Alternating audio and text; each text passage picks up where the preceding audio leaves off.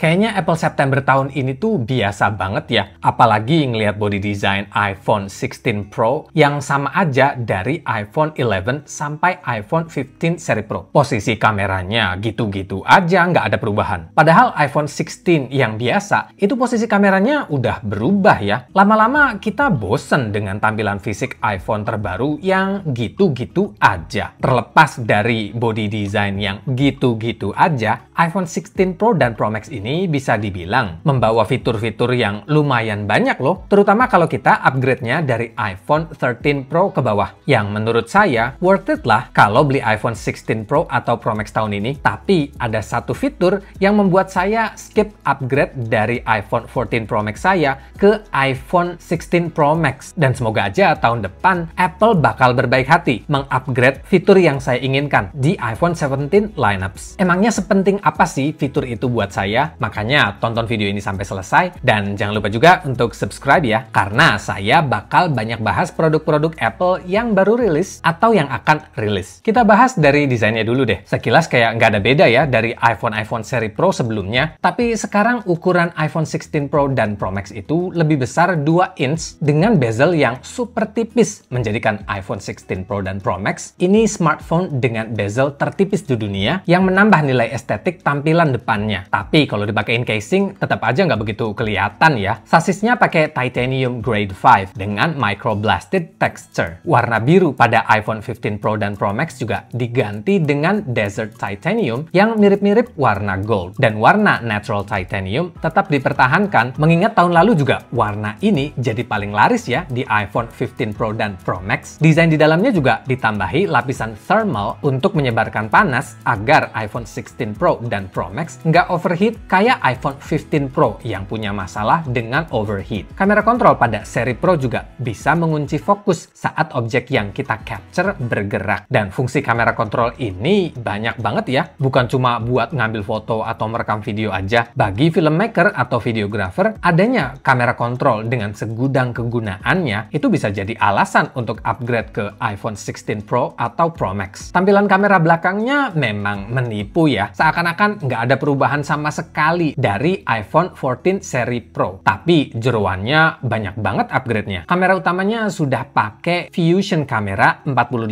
megapiksel quad pixel sensor generasi kedua yang bisa membaca data 2 kali lebih cepat agar bisa mengambil foto ukuran 48 megapiksel Pro RAW dalam sekejap tanpa shutter lag. Sehingga momentum yang didapatkan itu sesuai dengan yang kita inginkan, terutama saat objeknya bergerak atau tangan kita nggak stabil saat pengambilan gambar. Dan ini menurut saya membantu banget untuk mengambil gambar dengan 48 megapiksel Pro RAW yang kapasitas memorinya gede banget. Kalau saya pribadi sih lebih suka ambil foto dengan resolusi 48 megapiksel HEIF. Dan memang ada jeda beberapa millisecond yang kadang bikin gambarnya itu blurry kalau tangannya bergerak dengan iPhone 14 Pro Max saya. Jadi ini upgrade yang luar biasa menurut saya dari sisi fotografi. Selain itu, kamera ultrawide-nya juga sudah pakai 48 megapiksel, ketambahan autofocus. Sebagai pecinta makro fotografi, saya tergiur banget untuk upgrade ke iPhone 16 Pro Max karena alasan ini. Ditambah lagi, sekarang telefotonya sudah 5 kali optical zoom di kedua seri Pro tahun ini. Fitur photographic style bikin kita bisa mengutak-atik color grading foto tanpa perlu aplikasi tambahan lagi dengan adanya control pad. Perekaman video juga dapat upgrade ya. Sekarang kita bisa merekam video sampai 120 frame per second. Dan playbacknya juga bisa disesuaikan FPS-nya sesuai selera. iPhone 16 Pro dan Pro Max juga punya 4 studio quality mic yang bisa memisahkan suara di background dan suara si pembicara. Dengan audio mix, kita bisa pilih mode suara sesuai yang kita inginkan, seperti punya professional studio mic sendiri, hanya dari sebuah smartphone. Wow, ini mind-blowing. Worth it banget guys kalau kalian itu filmmaker untuk YouTube atau bahkan filmmaker profesional. Dan tentunya semua itu bisa running secara efisien berkat chipset terbarunya A18 Pro dengan 3nm technology generasi kedua yang sangat powerful dan power efisien. Ditambah lagi dengan kapasitas baterai yang sekarang lebih besar, menjadikan iPhone 16 Pro Max diklaim sebagai iPhone dengan daya tahan baterai terbaik. Dan tentunya fitur Apple Intelligence juga jadi salah satu yang diunggulkan ditunjukkan pada perilisan iPhone 16 dan 16 Pro tahun ini. Hanya saja fitur AI ini belum sepenuhnya ready, mungkin sampai akhir tahun ini atau awal tahun depan. Sisanya sih sama aja ya, kayak iPhone 15 Pro. Kecepatan transfer USB-C-nya juga masih up to 10 gigabits per second, maksimum dan peak brightness-nya juga masih sama kayak tahun lalu. Dynamic Island juga ukurannya masih sama ya, nggak kayak yang dirumorkan kalau Dynamic Island-nya itu bakal lebih kecil tahun ini. Dan ini dia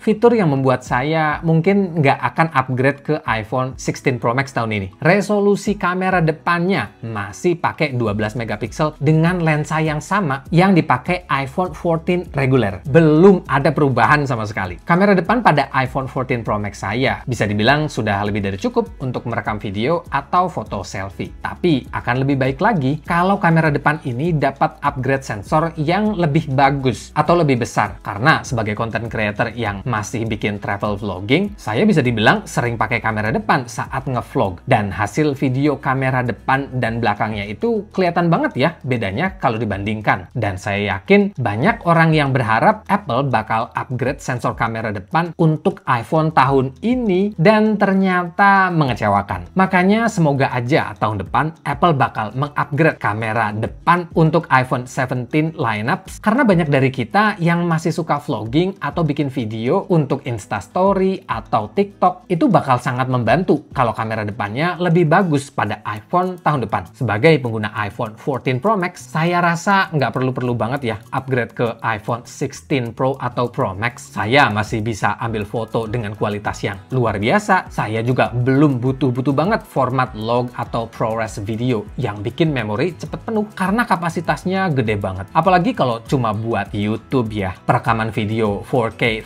30 atau 60 fps itu udah lebih dari cukup untuk kebutuhan konten saya. Baterai iPhone 14 Pro Max saya juga bisa dibilang bertahan seharian. Karena saya bukan penggemar game, nggak adanya accelerated ray tracing pada iPhone 14 Pro Max saya itu nggak jadi masalah. Karena kalau saya misalkan beli iPhone 16 Pro Max juga, fitur itu nggak bakal saya pakai juga ya. Apple Intelligence mungkin bakal fun untuk dipakai. Tapi sayangnya iPhone 14 Pro Max saya itu nggak support AI. Tapi saya tetap bisa menikmati fitur AI pada iPad Pro M2 saya atau MacBook Pro M1 saya, yang menurut saya itu justru lebih membantu ya, mengingat kerjaan saya juga selalu berhubungan dengan menyiapkan materi dan presentasi dalam bahasa Inggris. Dan walaupun iPhone 14 Pro Max saya itu belum pakai USB Type-C, itu juga bukan masalah besar karena saya pakai port ini cuma buat ngecharge aja. Harga iPhone tahun ini nggak ada kenaikan, sama kayak tahun lalu. Dan semoga saja pas masuk Indonesia harganya lebih murah dari harga iPhone 15 lineup tahun lalu saat pertama rilis di Indonesia. Upgrade ke iPhone 16 Pro atau Pro Max ini worth it banget bagi kalian yang punya iPhone 13 Pro ke bawah. Tapi bagi pengguna iPhone 14 Pro atau 15 Pro lineups, sayang duitnya kalau upgrade ke iPhone 16 Pro. Mending ditabung dulu untuk keperluan yang lain. Apalagi zaman resesi kayak sekarang ya. Alangkah baiknya beli yang kita butuhkan, bukan yang kita inginkan. Semoga video ini membantu kalian. Terima kasih sudah menonton dan